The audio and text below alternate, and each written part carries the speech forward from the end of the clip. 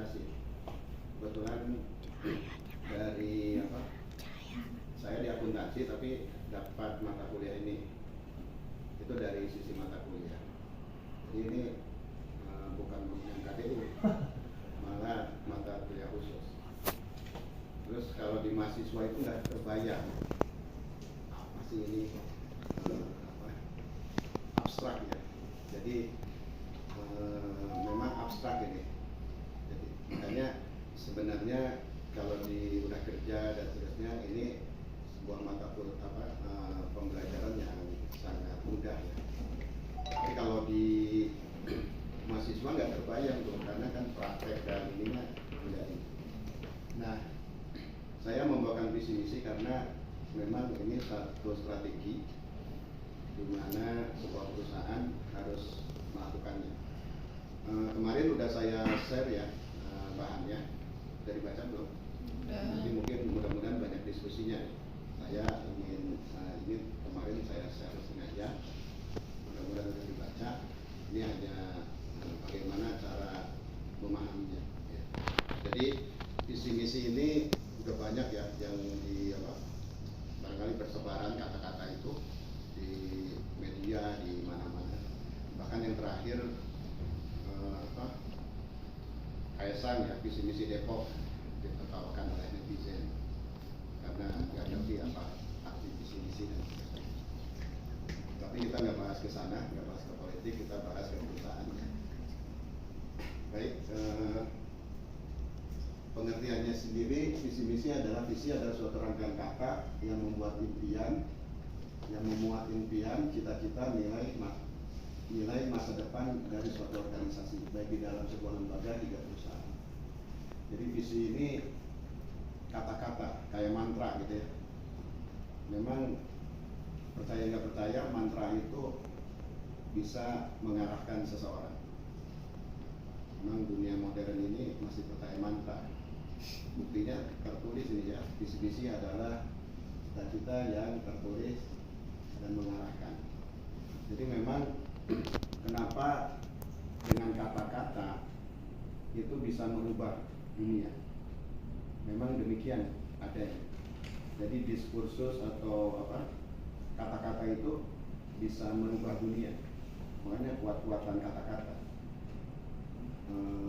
Ketika kata-kata itu, misalnya kita ingat dakwah Rasulullah ya, la ilaha illallah, itu cuma kata-katanya berapa kata aja tuh, la ilaha illallah, tiada Tuhan selain Allah. Itu orang kafir Quraisy itu menahan kata-kata itu karena saking takutnya terjadi perubahan mendasar.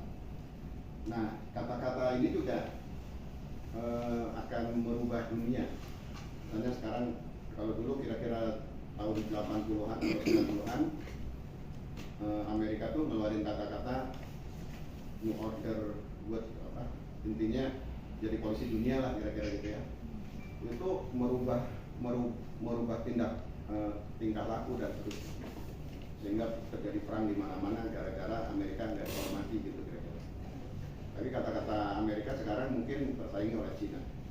Kalau Cina juga sama. Kalau Cina itu cita-citanya kalau sebuah perusahaan itu menguasai dunia gitu kira-kira, atau misalnya bikin pabrik baju, membajui dunia gitu, membajui seluruh dunia. Kalau bikin pabrik semen, ya membangun dunia. Luar biasa Cina ini. Pak Awal pernah ke sana, katanya kalau di Cibinong itu, terbayang ya, Cibinong itu gunung semennya paling 30 kilo aja udah kelihatan jauh, atau 50 kilo gunung semennya. Di Cina itu katanya satu pulau Jawa gunung semennya. Jadi gunung semen, gunung kapurnya, kan bahan baku kapur itu semen ya. Jadi kalau pabrik baja kita cuma di kota Cilegon aja, mungkin satu kota Cilegon itu pabrik baja. Jadi luar biasa, daya saing Cina itu susah dilawan. Makanya wajar aja kalau barang Cina itu jadi murah-murah di sini. Karena sekali bikin itu berapa kali ribu kapasitas dari kita punya, sehingga efisien dan seterusnya. Nah, mulai dari visi. visi itu gambaran perusahaan dan seterusnya ya. Kita nggak spesifik ke konsultan kita, nanti kita bahas terakhir sebagai studi case. Jadi setiap perusahaan punya visi, semua perusahaan punya cita-cita. Nah itu yang terpenting. Barangkali ke depan nanti kita akan sosialisasikan visi MAAS supaya tergambar sebenarnya kita mau kemana dan bagaimana sikap kita. Terus visi juga merupakan sebuah tujuan organisasi dalam bekerja. Visi tercipta dari hasil pemikiran para pendirinya terkait gambaran masa depan organisasi. Jadi biasanya visi itu ini dari pendiri ditulis gitu ya, kira-kira gitu. Mau kemana nih organisasi ini? Atau pucuk pimpinannya ditulis mau kemana nih organisasi ini.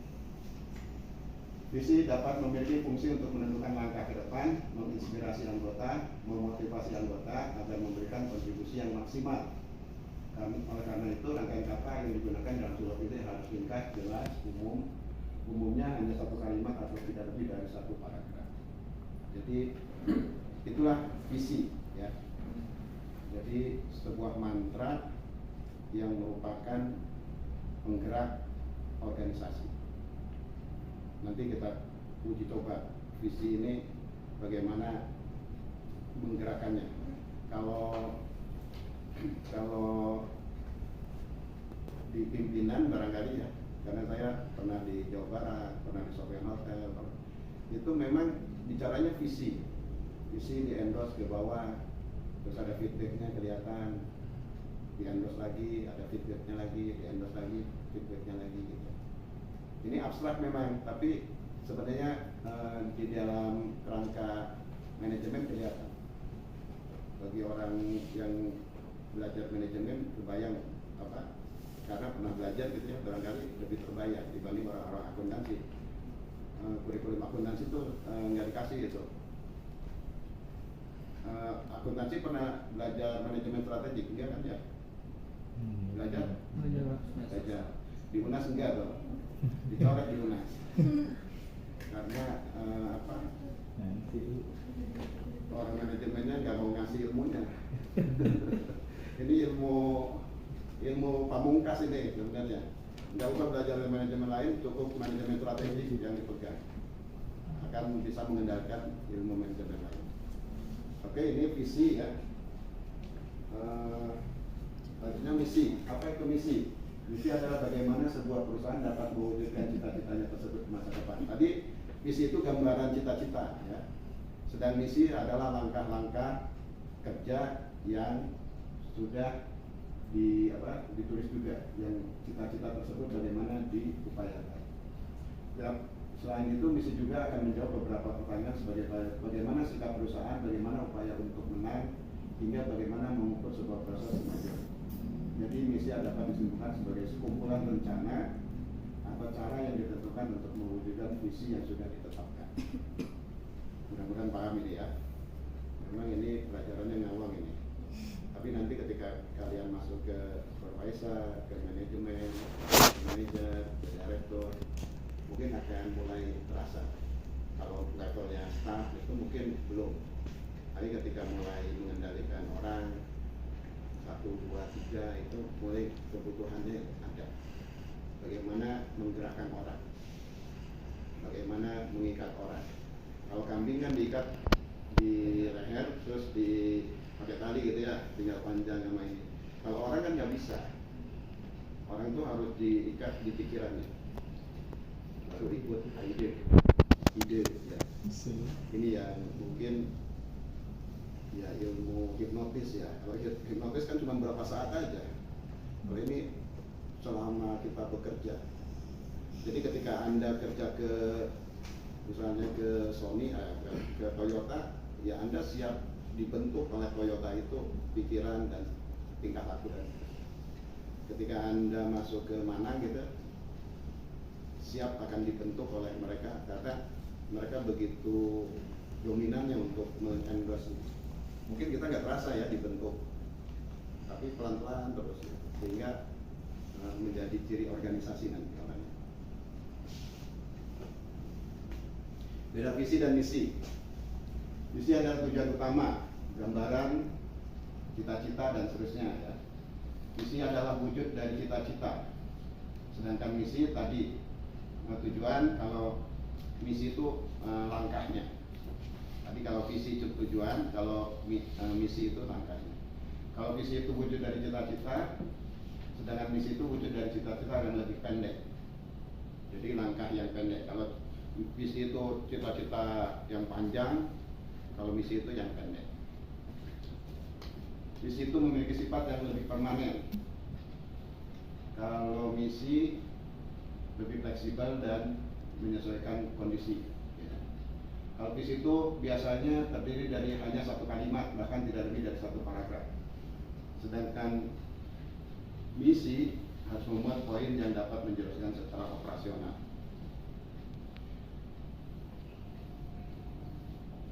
Visi membuat pernyataan secara umum, sedangkan misi biasanya membuat penjelasan atau pernyataan bahasa yang lebih operasional. Ini beda visi dan misi. Oh, udah sampai ke sini. Oke, kira-kira sampai di sini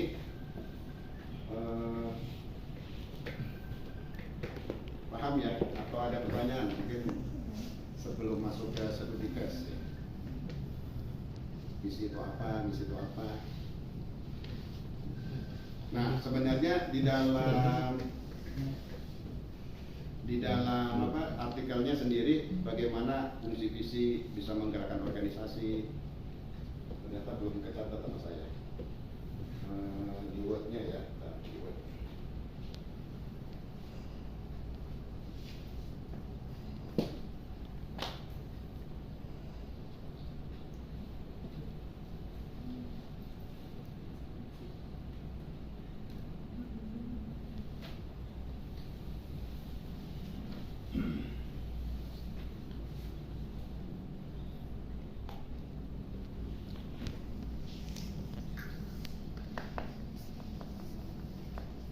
Fungsi visi misi itu memberikan standar kerja.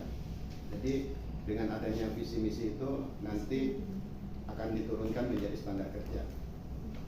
Ini misalnya kalau di PwC atau di Deloitte, dia kayaknya karena visinya visi dunia, maka standar kerjanya itu mengikuti ke sana. Jadi visi misi ini akan mengikuti standar kerja ya, akan membentuk nanti ke standar kerja.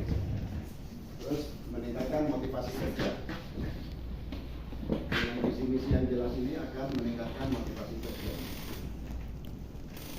Terus meningkatkan produktivitas dan kinerja, menjadi acuan bagi perusahaan, menjadi pedoman kerja karyawan, meningkatkan loyalitas karyawan, mempengaruhi pengambilan keputusan, memastikan tujuan dasar.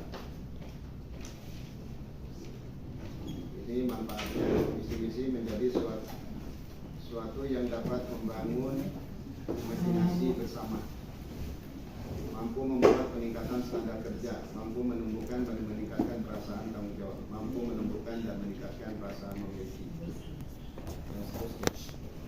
Nah, poin-poin ini akan terlihat nanti ketika kita diskusi ya, barangkali ini, maksudnya diskusi kasus di MAAS.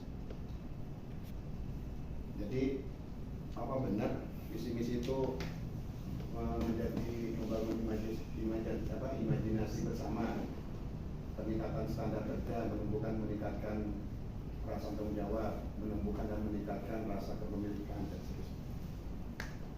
Nanti mungkin kita ketika studi kasus untuk visi misi MAAS ya. Untuk teorinya barangkali cukup atau masih ada pertanyaan?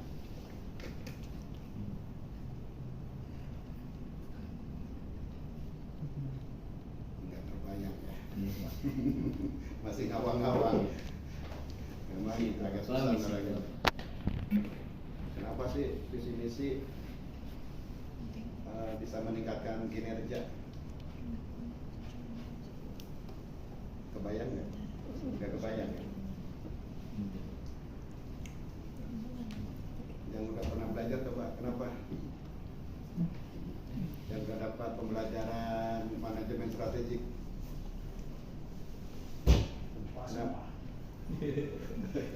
Kenapa visi misi bisa meningkatkan mimpi bersama?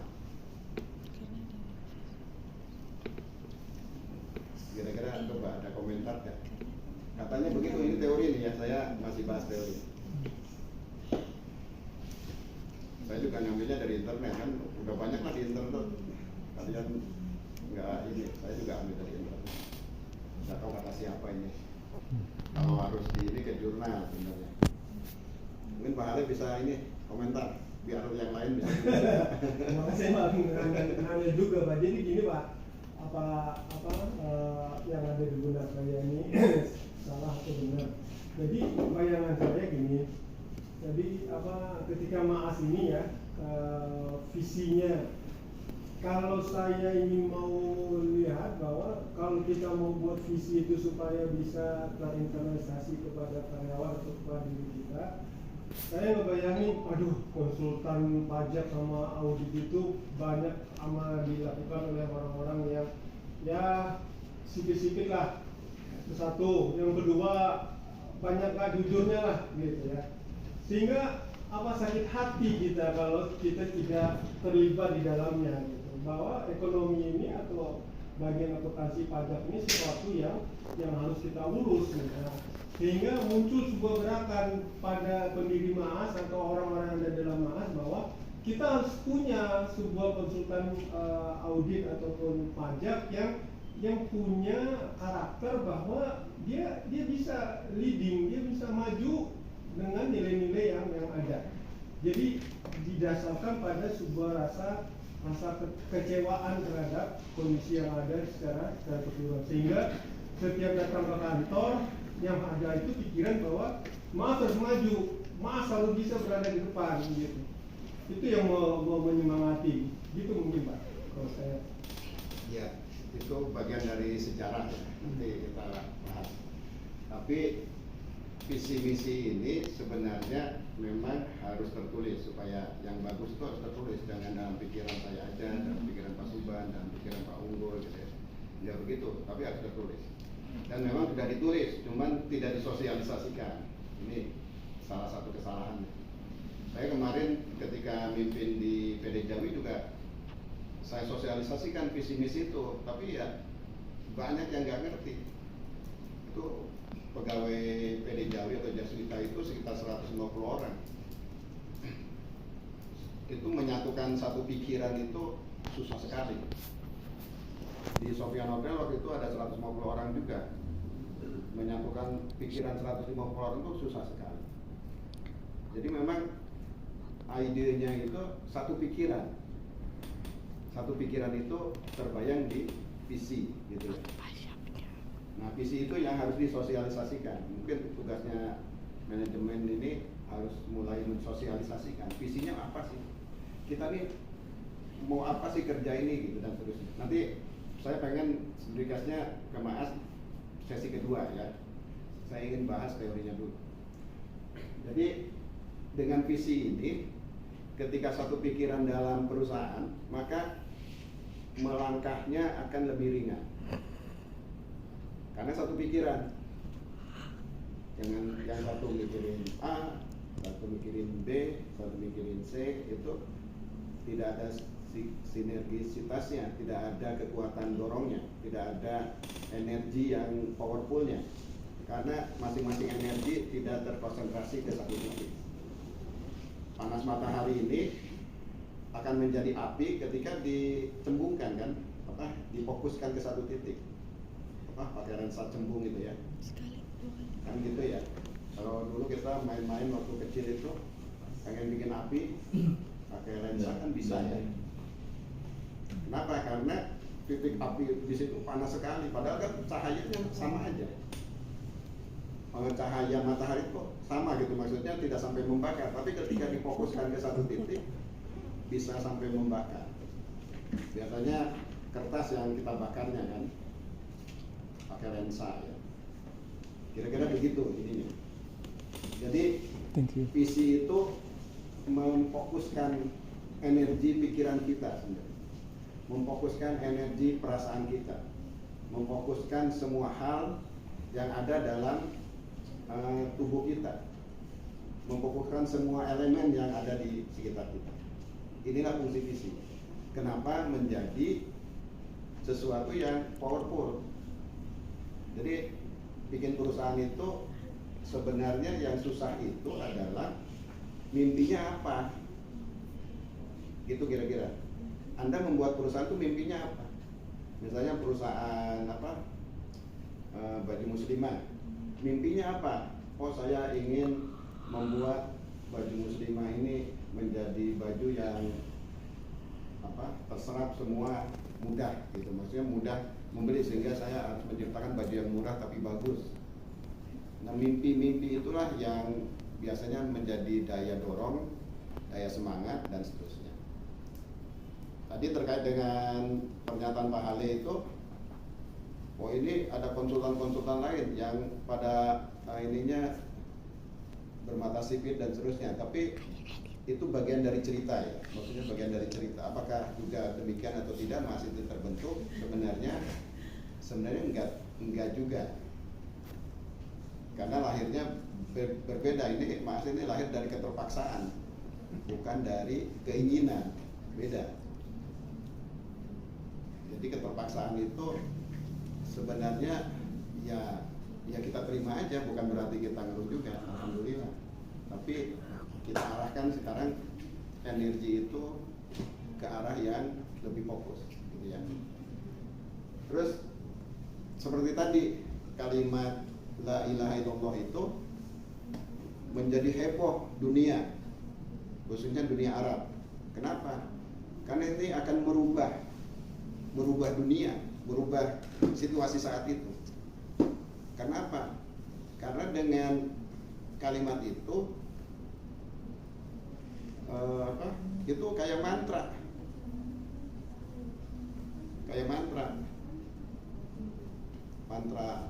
apa ya, mantra lah ya. Arti mantra kan tahu ya, kalimat yang kayak bim salah bim itu kan mantra ya, ada kata bra katanya. Nah ini kalau itu kan cerita itu ya, bim salah bim apa kadraba itu cuma cerita, bohongan aja sebenarnya. Yang real kita dalam kondisi real itu la ilaha illallah. Sampai Rasul itu dikatakan itu dukun itu katanya. Terus tolong ditutup telinganya supaya jangan kena sihir. Itu kalimat sihir itu dan seterusnya. Jadi saking dahsyatnya kalimat itu sehingga musuhnya itu melakukan relaksannya dengan nutup ini, dengan macam-macam gitu ya. Itu kita real kelihatan bahwa kata-kata itu bisa merubah. Itu aja, saya ingin mengambil satu contoh bahwa kata-kata itu bisa merubah. Nah, kata-kata itu diadopsi sama manajemen dengan istilah visi ya, atau apa ya, dalam kondisi realnya sebenarnya kita harus memang kalau di politik itu isu itu menjadi penting. Kenapa? Karena dengan isu itu menggiring opini gitu kira-kira. Isunya apa? Kemiskinan. Kemiskinan, isu besarnya kemiskinan. Rakyat Indonesia 30% miskin. Itu kata-katanya. Itu menggiring opini sehingga bisa merubah kebijakan-kebijakan. Atau apalagi kata-kata itu menjadi punya tenaga, punya daya ada dayanya, ada tenaganya gitu ya kata-kata. Jadi jangan meremehkan kata-kata. Kalau orang politik udah sangat paham, namanya diskursus. Diskursus itu ada waktu, ada kata-katanya. Nah itu yang visi misi itu, visi itu terutama itu ya. Jadi visi itu adalah kata-kata yang dirangkai tadi sebagai sebagai cita-cita, sebagai gambaran, masa depan, itu adalah kata-kata yang ingin menyihir kita semua. Jadi bicaranya ke depan, tapi mulai dari kata-kata. Apa sih artinya kata-kata?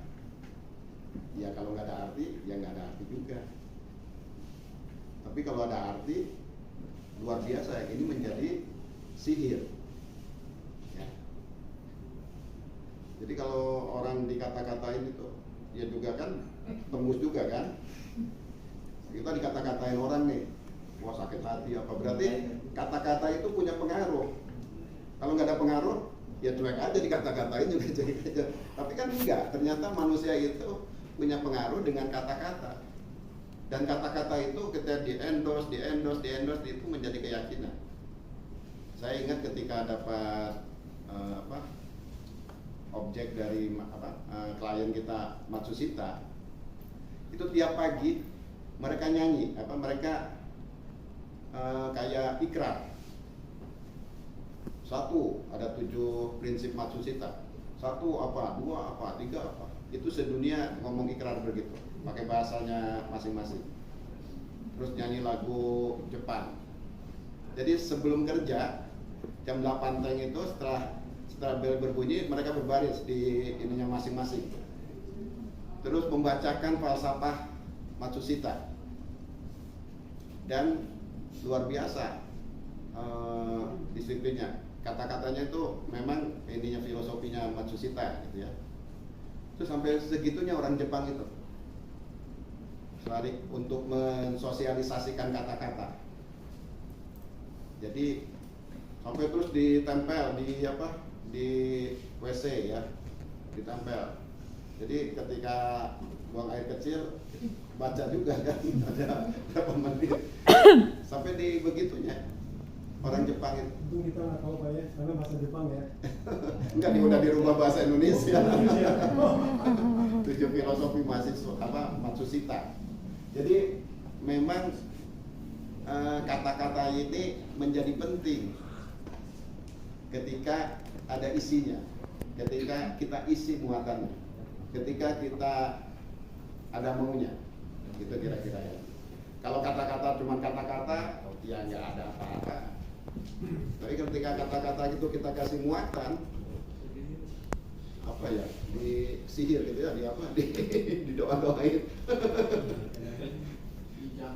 dijampe ya, maka akan berpengaruh terhadap kita. Gitu kira-kira ininya. Atau gini Pak, belum ke visinya perusahaan kan, kalau boleh nggak kita itu masing-masing punya visi sendiri buat hidupnya pribadi sendiri. Nah itu mungkin bisa ditanyakan visinya apa gitu. Boleh. Dieksplor. Iya.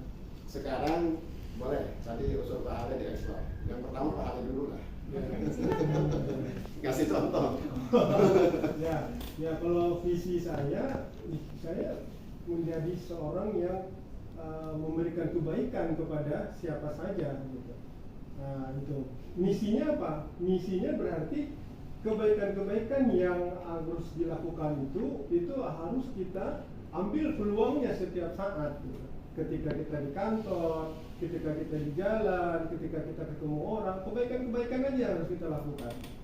Nah, gitu Pak. Ya, itu visi pribadi ya. Ya. Nanti bagaimana visi perusahaan harus mengendorse juga. Silakan Pak Widi. Visinya dari betul ingin bermanfaat gimana Pak? Masih visi pribadi itu. Ini juga ya. Ya. Pak Subhan.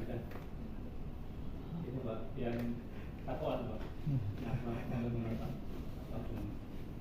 Jadi kita itu kan anak mati ya. Bisa ke depan jauh. Ya, oke. Urusan matian. Pak Dedi apa visinya? Untuk perusahaan Pak.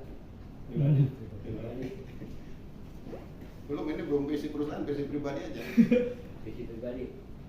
Tetap berjuang dan semangat. Tentang kanan baru.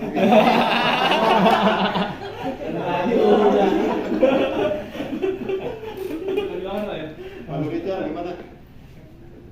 Visinya apa? Visi pribadi lah yang sekarang masih.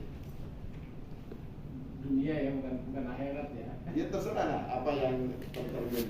Karena kan kita hidup nih dari tahun ke tahun, dari bulan ke bulan, dari hari ke hari, itu kan akan menambah pengalaman, menambah apa ini kita gitu ya. Keputusan-keputusan kita akan berubah terus tiap hari. Apa kira-kira sekarang? Hari ini harus lebih baik daripada yang kemarin. Ya, oke. Cukup lah ya. Pengaruh pengen Jadi terlihat bahwa masih visi pribadi masing-masing. Nah, ketika karena manusia ini adalah makhluk sosial, mereka berinteraksi dengan lingkungannya. Mereka berinteraksi dengan lingkungannya, manusia lain ya, dan kelembagaan-kelembagaan, sehingga mungkin akan terbentuk visi misi bersama. Nah, itu yang kita ingin samakan, visi misi bersamanya. Kalau tadi visi pribadi ya ada yang saya ingin selamat akhirat, misalnya dunia akhirat, kan juga masih visi pribadi. Tapi visi perusahaan ini supaya kata-kata itu menjadi pendorong semangat kita, menjadi motivator kita. Ini kata-kata ini jadi mantra, gitu, mantra sihir ya, sihir terhadap sekumpulan orang dan seterusnya. Jadi mungkin kalian tidak terasa ketika masuk ke perusahaan lain, tetapi sebenarnya manajemen itu begitu cara kerjanya. Jadi cara kerja manajemen itu biasanya melalui SDM itu membentuk visi supaya orang itu sama sinkron visinya dengan visi perusahaan. Sebaliknya, ketika visi dan misi itu berbeda dengan orang, biasanya orang itu nggak kuat, dia keluar. Gitu, biasanya begitu. Jadi pengalaman saya ketika di Sofian Hotel itu, saya otak-atik aja visi misinya. Saya dengan Prof Aki itu diutak-atik aja visi misinya.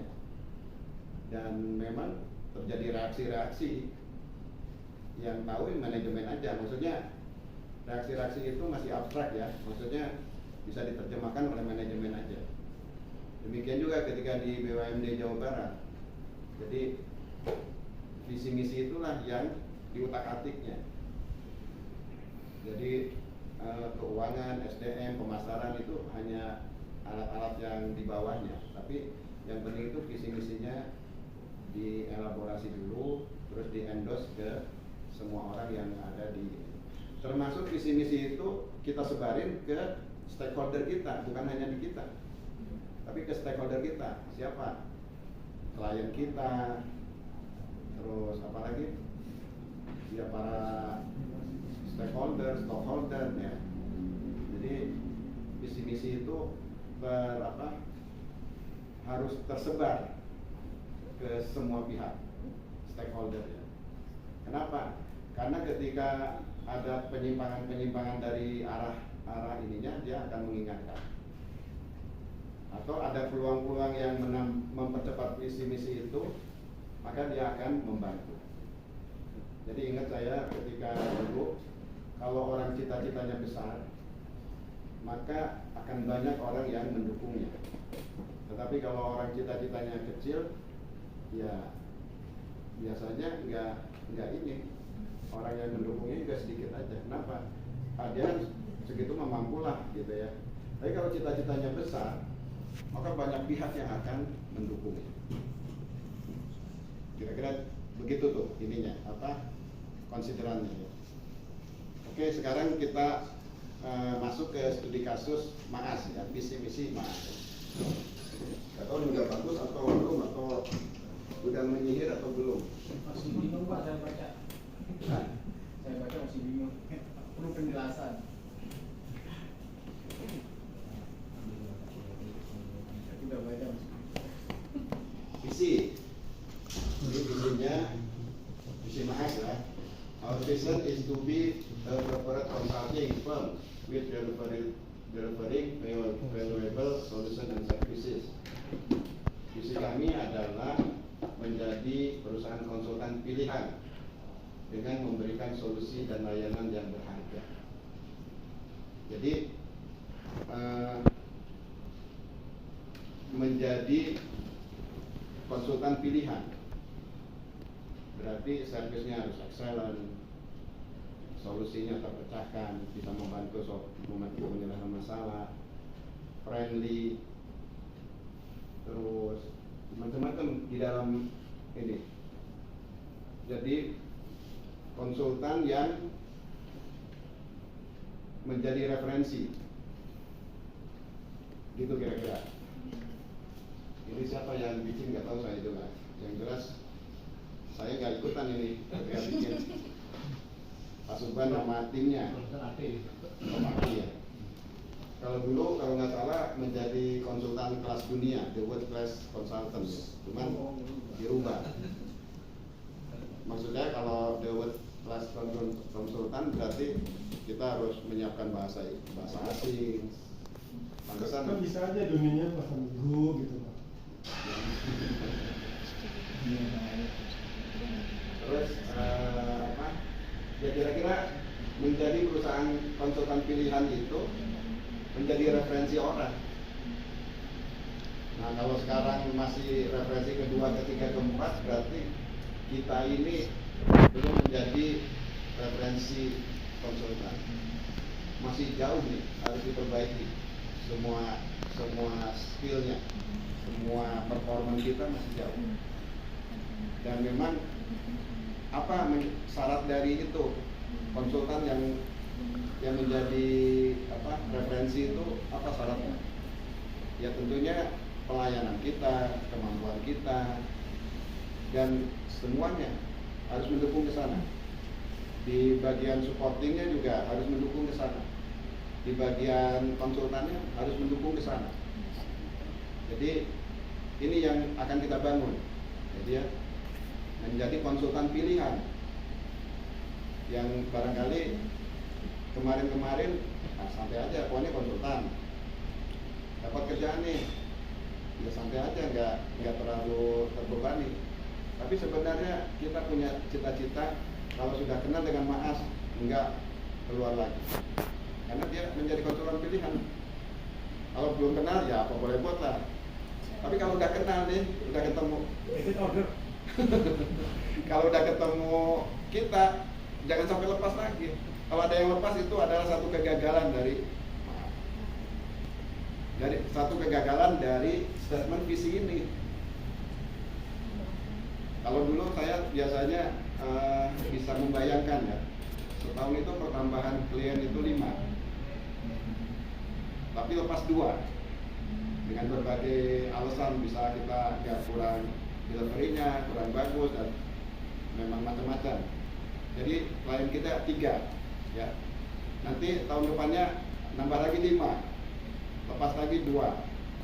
Jadi tahun kedua 6, lepas lagi, tambah lagi, lepas lagi, tambah lagi. Alhamdulillah waktu itu sampai 30 klien. Tapi hari ini direbut sama kawan kita, klien-klien.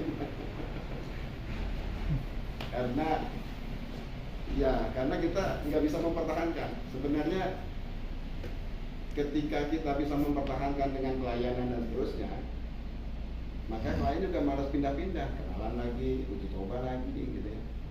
Jadi preferred consultant itu sesuatu yang memang mudah, tapi satu sisi berat juga.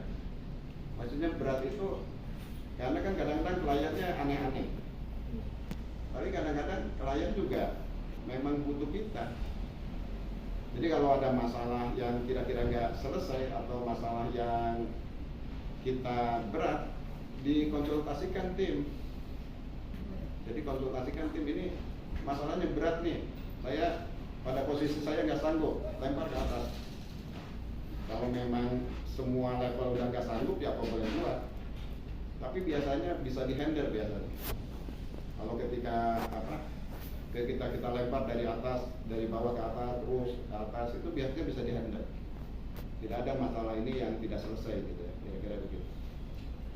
Nah, preferred client ini, preferred consultant ini menjadi penting buat kita, karena kita ingin setiap yang udah berhubungan dengan MAAS menjadi klien selamanya, menjadi klien selamanya, selama dia butuh, maksudnya butuh konsultasi ya. Jadi kalau butuh konsultasi, MAAS lah yang menjadi ini. Nah, ini tidak dibangun sehari dua hari tentunya. Saya juga udah lupa juga klien-klien saya yang mana. Tapi sekarang kliennya adalah klien Pak Unggul, klien Pak Suban gitu ya. Nah, sekarang sebenarnya udah levelnya juga klien itu diturunkan ya, maksudnya ya Pak Arul punya klien baru, pegangin terus. Iya. Jangan sampai lepas, karena lepas klien itu udah istilahnya apa ya, pamali gitu ya. Kalau nggak ada masalah besar itu pamali, karena kepercayaan itu mahal. Itu yang ini nanti lama-lama menjadi satu ekosistem sendiri tuh. Si A akan berhubungan dengan saya, terus akan berkomunikasi dengan saya dan seterusnya. Ya, disitulah konsultan itu berperan. Jadi memang preferred consultant ini itu salah satunya penerjemahan. Ya. Jadi bagaimana menjadi preferred consultant? Terus berikutnya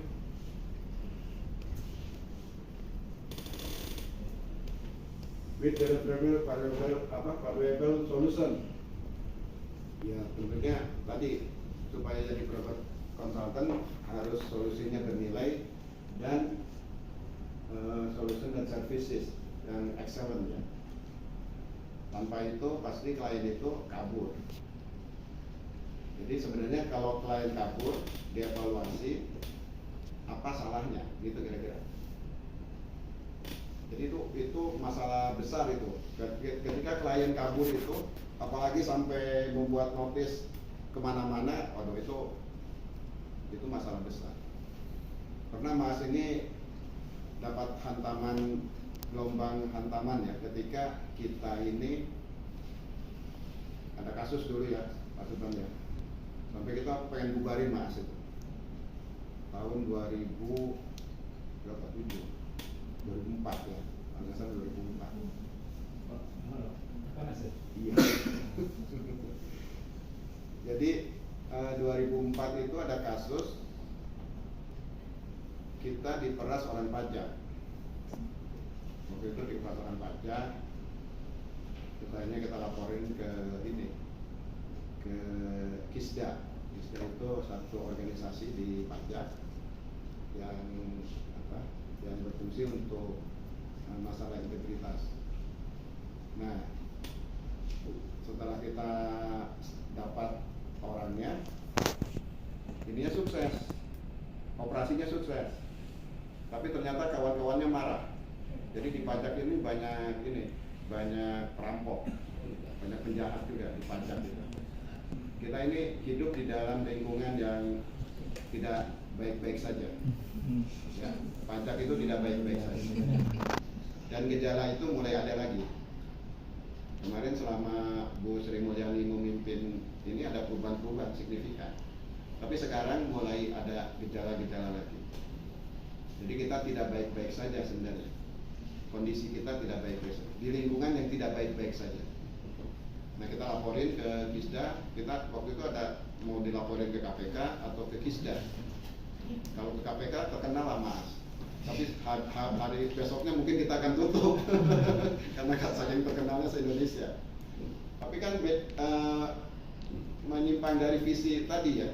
Kita mau jadi konsultan yang menjadi pilihan, bukan mau terkenal. Akhirnya kita inikan intern ke KISDA dan orang itu ditangkap yang meras itu. Tapi apa efeknya?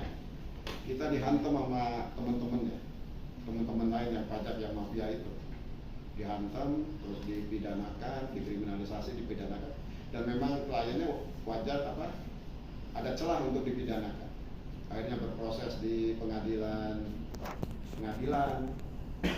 di penyidikan, di pengadilan, dan sampai Pak Udin itu nggak bisa kerja, berapa bulan, 6 bulan nggak bisa kerja, diem aja gitu. Nggak terbayang kalau sekarang ya. Udin yang mana, Pak? Udin Saifuddin. Nggak tahu, Udin. Oh, Udin. Wah. Pak Udin Saifuddin yang akunting ya, itu nggak bisa kerja karena saking stresnya. Jadi hanteman itu, makanya kalau Pak Udin kalau ada kasus stres dia, teringat lagi masa lalu. Udah stres ketemu lagi kasusnya, Jadi memang kita ini, konsultan kita ini nggak berada pada posisi normal ya, semuanya dunia itu baik, enggak. Akunting ini banyak yang bohong. Di dunia usaha itu banyak yang bohong. Jadi kalau menyatakan benar, kita bisa susah juga. Nggak ada yang benar itu, makanya wajar. Itu ngelesnya begitu. Udah disiapkan sama asosiasi akunting. Karena memang nggak ada yang benar. Bukan nggak ada yang benar ya, maksudnya banyak kemungkinan cheatingnya. Pajak apalagi, pajak itu bagaimana menurunkan mengecilkan pajak sekecil-kecil ya kan. Ketemu kasus-kasus, kalau dibongkar apa adanya kan kita capek sampai pengadilan. Memang buat kita enak ada pekerjaan, tapi buat klien bisa babak belur, bisa nggak capek ngurusin pajak aja. Jadi itu yang dimaksud dengan visi tadi, kita ingin menjadi konsultan pilihan. Langkah awalnya ketika klien dapat, dipertahankan. Klien itu dipertahankan, karena kalau udah merasakan kita terus keluar, nah itu berarti kita ada yang salah. Nah ini bisa mendorong semua konsultan untuk menjadi pribadi yang masing-masing pada posisinya. Jangan sampai klien itu gagal gara-gara saya, kira-kira gitu. Makanya tadi bisa memberi motivasi terhadap karyawan gitu ya. Visi itu bisa memberi motivasi terhadap karyawan. Memang nggak terasa ininya, nggak terasa bagaimana posisi-posisi itu, tapi nanti bisa dirasakan ketika Anda naik posisi ya. Bagaimana anak buah bekerja, bagaimana orang lain bekerja dalam satu teamwork, itu yang menjadi preferensinya bagaimana kita menjadi pilihan. Tapi juga tadi kata Pak Subhan, kita tidak melacurkan idealisme kita. Apa yang dimau klien kita absorb semua, kita layani semua, enggak. Kita ingin memberi solusi dengan servis kita, bukan menjerumuskan bersama. Kalau mereka terjerumus kan kita juga terjerumus. Jadi kita ingin memberikan solusi. Kalau yang harus bayar ya bayar, gitu ya kira-kira. Tapi kalau memang bisa dihindari, kenapa tidak?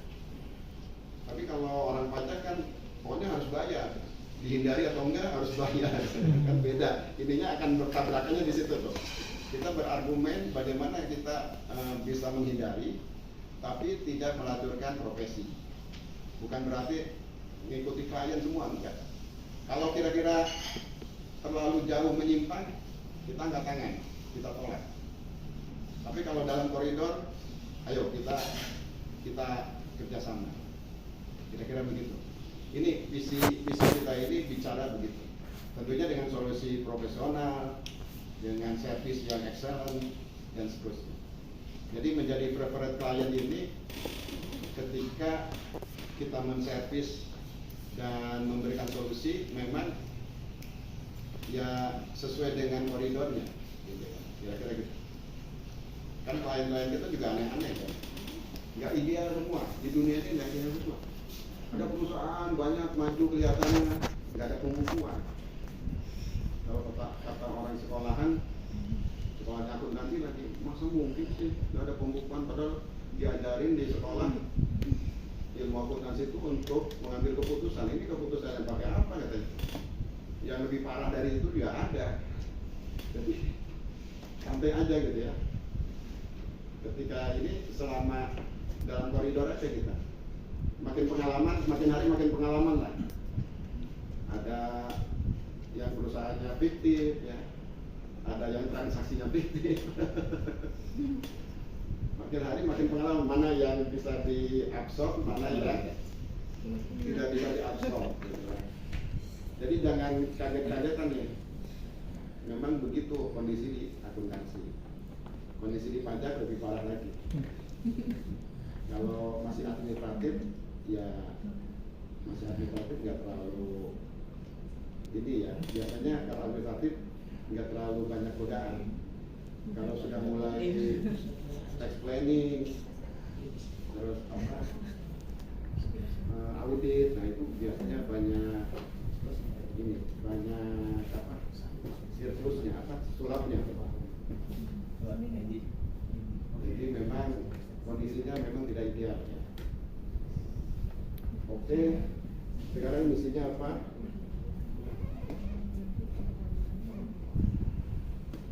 Mudah-mudahan ini mulai dipahami biarpun tidak 100% ya. Kita ingin menjadi preferred consulting, gitu ya, to be a preferred consulting. Pengen menjadi konsultan pilihan. Memang pelan-pelan ini membangunnya. Saya kira mulai lagi di endorse ini. Kemarin-kemarin mungkin sudah dilupakan juga oleh kita semua. Kita yang menulis, kita yang melupakan. Tapi nggak apa-apa, nggak ada yang kata terlambat ya. Nanti akan kelihatan hasilnya. Kita ingin menjadi preferred consulting. Bagaimana preferred consulting ini nanti kita terjemahkan dalam langkah-langkah yang lebih konkret lagi. Langkah-langkah lebih konkret itu adanya di misi. Managing the consulting firm to help our customer more successful and realize their dream. Jadi yang pertama adalah memanage consulting untuk menolong customer. Menolong, ada satu kata kunci menolong. Kadang-kadang ada klien kita namanya SDI. Memang teman saya itu dulu Pak Teguh ininya, almarhum ya Pak Teguh, ada masalah sama pajak, ada masalah sama konsultan pajak, bukan sama pajak. Jadi dia di review karena mau dijual perusahaannya sama konsultan pajak, exposure-nya besar sekali. Pas diperiksa ngawur, bingung dia, ini gimana bantahnya ya katanya. Akhirnya manggil kita untuk mereview. Ya kita jawab, satu ini alasannya ini alasannya ini, alasannya ini, dasarnya ini. Jadi dia ada yang menerima, ada yang dia tolak. Nah, jadi memang ini kita itu menolong, jiwa kita ini menolong. Jadi kalau ada klien itu memang akan beda ya. Ketika ada klien nih punya masalah, jiwa kita tuh harusnya siap menolong. Wah, bukan siap dimakan, saya makan nih, bukan gitu ya. Nah, ini kebetulan kamu masalah kan, nah, saya makan nih. Kalau itu bukan ini kita. Jadi tolong kalau ada klien, nanti malah kita juga dimakan klien. Makan memakan. Kalau ada klien itu jiwa kita menolong. Kalau tadi Pak Subhan mengatakan berkah. Kalau menolong itu insya Allah berkah. Menolong kesulitan orang itu berkah. Menolong kesulitan orang itu Allah akan menolong pada saat kita butuh pertolongan. Udah gampang aja. Urusan duit biar Pak Subhan aja lah urusannya. Jadi jangan udah awal-awal udah hitung-hitungan duit. Buat lainnya udah ini. Karena jiwa kita menolong. Ini yang kita bangun dari awal Maas ini berdiri. Jadi bukan pertama-tama itu duitnya berapa, masuk enggak. Kalau memang kita dibutuhkan untuk menolong, kita akan masuk berapapun bayaran. Jadi bayaran itu istilahnya tergantung negosiasi aja. Bisa kita benar-benar untung, bisa ya pas-pasan. Kadang-kadang rugi juga. Tapi jiwa menolong ini yang mahal. di saat sekarang sekuler materialistis, semua hitungannya duit, tapi ternyata kita banyak ditolong orang juga. Ya alhamdulillah, ternyata Allah buat kebaikan itu, kita pun dikasih kebaikan sama Allah. Jadi jiwa pertama dari Mas ini adalah menolong ya. Memang ini harus dijiwai ya. Dan diantara kita juga harus saling menolong. Itu yang kelihatannya perlu kita mulai ya, kompak. Apapun kesulitannya, apapun yang bisa kita tolong, yang kita bisa berikan, kita berikan. Ini yang memang harus latihan. Ya, harus latihan. Gak mungkin ujuk-ujuk jadi menolong sampai yang apa? Yang dicintai. Maksudnya yang dicintai itu lebih berat lah levelnya. Kalau di Quran sebenarnya udah jelas itu. Kamu tidak benar-benar beriman sampai memberikan sesuatu yang dicintainya. Nah, itu levelnya udah iman yang benar. Kita beriman aja lah, saling menolong aja. Gitu. Kira-kira terhadap klien juga sama. Jadi langkah awal itu ketika kita memandang klien, bisa nggak kita memberi pertolongan kepada mereka? Dan itu terkomunikasikan pada klien. Oh memang benar, Mas ini menolong. Masalah bayaran ya tergantung kemampuan klien. Memang klien kita hari ini ketemu yang kecil-kecil ya. Tapi saya kok optimis. Besok lusa kita ketemu klien yang besar-besar. Ketika jiwa kita tidak pada level ini, tadi level menolong, ketika ketemu yang besar-besar ini kaget kita, berubah atau hitungan dan seterusnya. Jadi mudah-mudahan dalam waktu dekat ini kita bisa dapat klien yang bulanannya 15 juta atau 20 juta gitu ya. Kalau sekarang kan 8 juta paling gede ya, Pak Sahrul ya. Yang paling berat, nanti mungkin bisa 15 juta, bisa 20 juta bulanannya. Dan itu sebenarnya market yang biasa aja, yang maksudnya yang lain untuk kita masuki sekarang. Kalau dulu waktu awal berdiri Mas ini, sebulan cuma 500.000. Gaji saya aja kira-kira 1,5, kan kurang gitu. Tapi karena ada potensi menolong tadi, ya alhamdulillah. Minimal namanya bisa kita jual. Kawamura, perusahaan Jepang. Nah, kita bisa jual. Minimal kita bisa jualan. Oh, punya klien Jepang. Akhirnya Jepang yang lain nempel. Padahal di Kawamuranya berdarah-darah gitu, kira-kira gitu. Tapi tadi karena jiwanya ingin menolong, ketika mampu, ya oke. Asal jangan suffering aja sampai kita nombokin, ya mungkin kita bicarakan lah. Nanti akan terjadi titik temu. Ya. Jadi to help our customer more successful and realize their dream. Kan jadi kita jadi mitra bisnisnya mereka. Sebenarnya nanti bisa juga keuangannya, bisa apa selain pajak dan akuntansi. Bisa vendor bisa relasi kita dihubungkan dan seterusnya. Jadi supaya dunia ini indah, jangan melulu bicara saja dengan klien. Bicara apa ini bilang ada saya coba bisa masukin apa gitu. Maksudnya untuk meinikan kadang-kadang kan klien ini butuh solusi-solusi yang lain. Kita menghubung-hubungkan aja, networking dan seterusnya. Terus yang kedua, assure our customer, meyakinkan customer with spend consulting not only where the delivery complete on time, they will also done road and right ini kali ya. Service time with high quality, innovative and reliable services. Memastikan, susah juga bahasa Inggrisnya ya.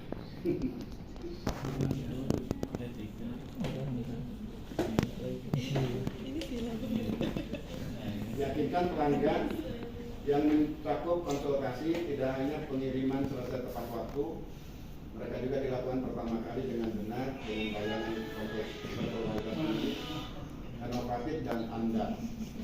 Jadi intinya meyakinkan bahwa servis kita ini excellent ya. Memang kalau servis mungkin misalnya Tipidok tepat waktu. Ya kalau misalnya 2 bulan ya kira-kira dirancang tuh sampai 2 bulan itu jadi. Atau misalnya audit itu berapa lama? Kita harus komunikasikan terus. Jangan sampai pas waktunya kita masih terkadang terus. Dan kualitas tinggi, salah ketik itu saya di ini juga tuh di OKS itu salah jumlah paling nyebelin itu memang buat klien itu tidak ada maaf bagimu kalau salah jumlah. Jadi jumlah ke bawah itu apa? Makanya harus pakai Excel. Yang coba-coba pakai Word kan diketik kalau Excel udah harus dicek tuh. Excel pun kadang-kadang salah, baris terakhir atau baris pertama nggak masuk. Yang gampang tapi ya namanya salah, tapi di depan klien itu fatal. Ya, jadi kadang-kadang tulisan juga salah. Kalau bahasa Inggris kadang-kadang enak, ada kalau salah dia nyala, ya ada garisnya. Kalau bahasa Indonesia kan belum ada ya. Jadi memang kesalahan-kesalahan tulis itu mengganggu. Jadi nggak dibaca apa gitu. Padahal kita udah bacanya bolak-balik. Ya namanya kerjaan kita tuh begitu.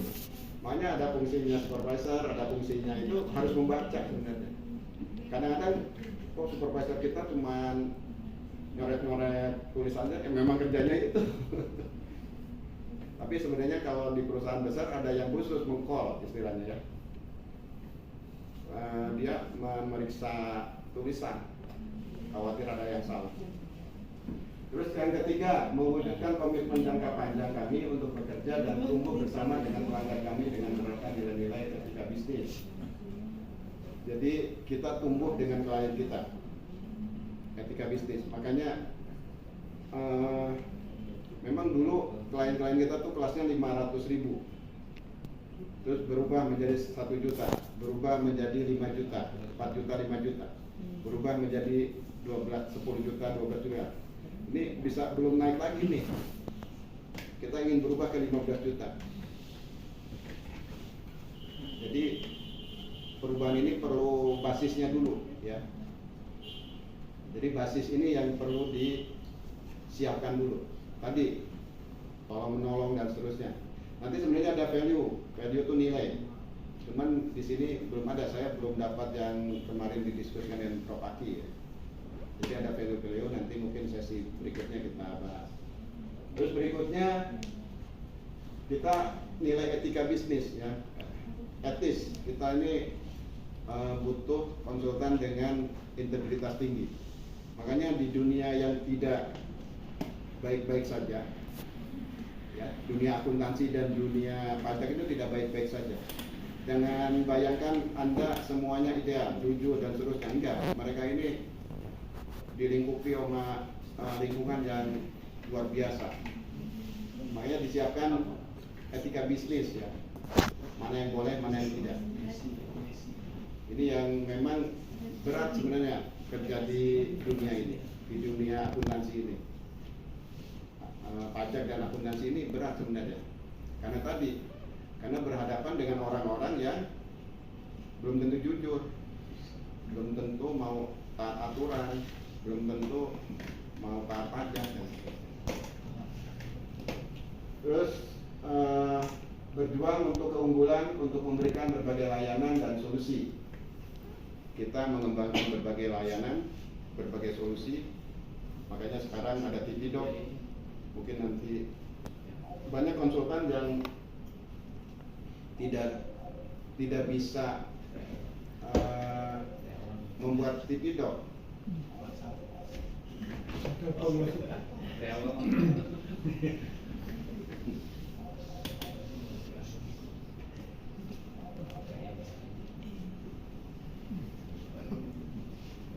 Jadi banyak yang konsultan yang tidak bisa bikin TV dok. Alhamdulillah kita udah banyak, ada berapa orang timnya ya, minimal ada 4 sekarang ya.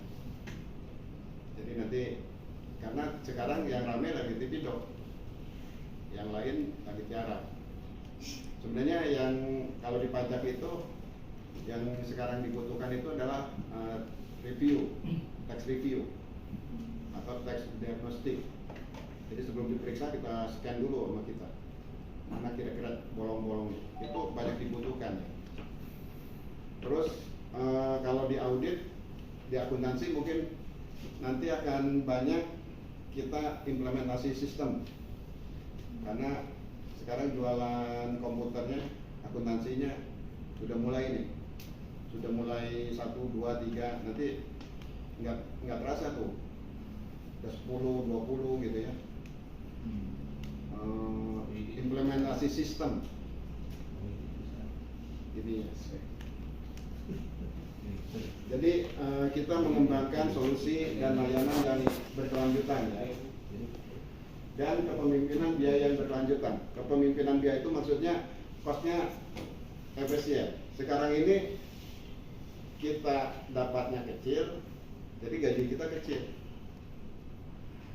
Saya ingin dapat misalnya ada insentif, bonus-bonus dan terusnya gitu ya. Asal asumsinya pendapatannya gede. Jadi kita nih sekarang serba ketrap ya. Penghasilan juga kecil, pas-pasan, gaji nambah terus. Padahal kan dua-duanya saling butuh naik gitu ya. Ya mudah-mudahan dengan tambahan-tambahan tadi, ada sistem komputer, ada TV doc, ada apalagi nanti mudah-mudahan memperbesar revenue-nya sehingga bisa di-delivery ke gajinya atau ke insentifnya gitu ya. Sekarang ini ya udah lama kita nggak bicara ini nih ya Pak Subhan ya, udah berapa tahun, udah maksudnya lama. Ketika saya meninggalkan Maas ini tahun 2010, terus ini hanya ditulis aja, didiskusikan aja, sekedar di dinding gitu ya, atau di website. Nggak tahu, kemarin saya cari-cari di website juga nggak ada. Harusnya ada ya. Nggak tahu Pak Unggul ada kayak di website visi misi Maas? Nggak ada kayaknya. Kemarin saya cari ke website nggak ada. Visi ada, visi yang belum. Kayaknya. Jadi nanti ini sebenarnya kurang satu lagi nih. Ada value perusahaan. Mungkin sesi lain ya. Karena value perusahaan itu yang menggerakkan visi misi ini.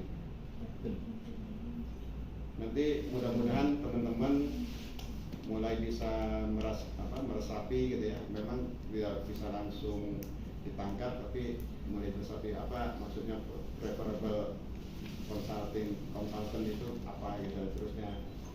Maksudnya kalau udah di hadapan kita ya bisa sebaik mungkin, jangan sampai lepas. Salah satunya kalau ada masalah nggak sanggup, oper ke temennya, oper ke atasannya gitu. Jangan didiemin aja atau apa gitu ya. Kalau ada masalah dioper aja. Nanti kalau memang semua level nggak bisa mengatasi masalah itu, ya memang level kita belum bisa menyelesaikan masalah itu. Kita udah usaha masih maksimal, tapi kalau biasanya ada solusi-solusinya dari sudut pandang yang lain, dari cara yang lain dan seterusnya. Barangkali itu yang bisa saya sampaikan. Mudah-mudahan kalau ada pertanyaan bisa saya Itu kalau disebut kepemimpinan biaya, saya masih belum paham. Ini cost driven. Kalau bahasa Inggrisnya cost leadership. Sustained cost leadership. Jadi cost leadership itu biayanya memimpin. Misalnya gini, kita ini bikin TV doc itu bisa let's say lah 25 juta selesai. Itu kalau PwC bikin TV doc biayanya 50 juta minimal, bukan minimal, maksudnya costnya itu 50 juta. Kalau kita 25 juta udah selesai, dia baru 50 juta. Maksudnya cost leadership itu kita memimpin cost. Leadership dari sisi